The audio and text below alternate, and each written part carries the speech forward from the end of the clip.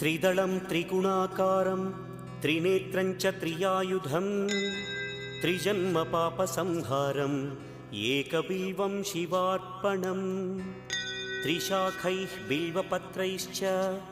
अच्छिद्रैः कोमलैः शुभैः तव पूजां करिष्यामि एकबिल्वं शिवार्पणम्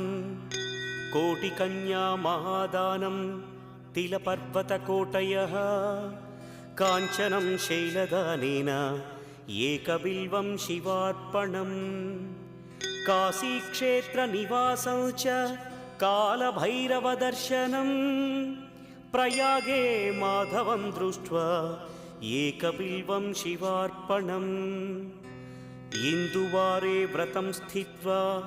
निराहारो महेश्वर नक्तं हौष्यामि देवेश एकबिल्वं